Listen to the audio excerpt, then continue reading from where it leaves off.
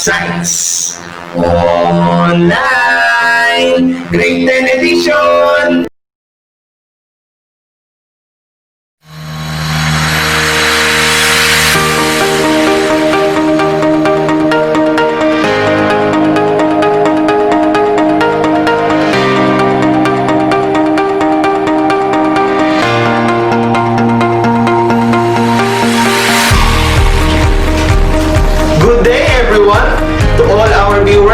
Especially to all incoming grade 10 learners and students at sa lahat po ng ating parents and guardians who are watching sa buong Pilipinas at sa lahat ng kaharian ng Encantadia. The Department of Education, through the Schools Division Office of Bataan, with my very reliable partner and tandem, Sir Kiko, is very proud to present to you Bataan Science Channel's premiere episode for grade 10 na pinamagatang Understanding MELC or MELC, Education's New Normal.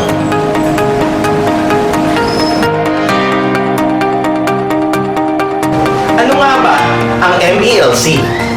MELC stands for Most Essential Learning Competencies.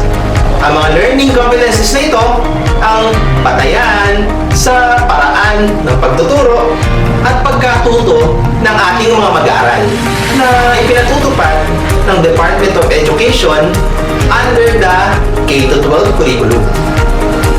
Ayon sa official statement ng Department of Education, ang MELC ay produkto ng lampas 2 taong pag-aaral ng mga eksperto sa akademya. Ang MELC ay malaking tulong lalo na sa panahon ng COVID-19 pandemic na ang number of school days ay limitado at mas kaunti kaysa sa mga nakaraang school year. Bilang halimbawa, hayaan ninyong ilahad ni Sir Ma at ni Sir Kiko ang Grade 10 Science Most Essential Learning Competencies for the school year 2020-2021. Grade 10 Science Most Essential Learning Competencies First Quarter. Para sa weeks 1, 2, and 3, describe and relate the distribution of active volcanoes, earthquake epicenters, and major mountain belts to plate tectonic theory. Describe the different types of plate boundaries para sa week 4. For weeks 5 and 6, explain the different processes that occur along the plate boundaries. Para sa week 7, describe the possible causes of plate movement.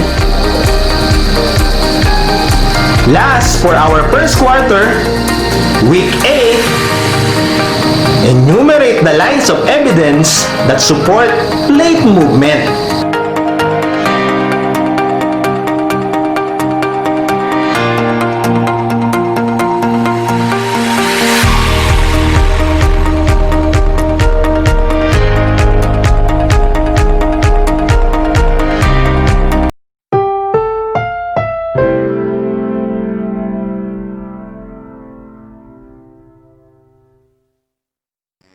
KangZ TV.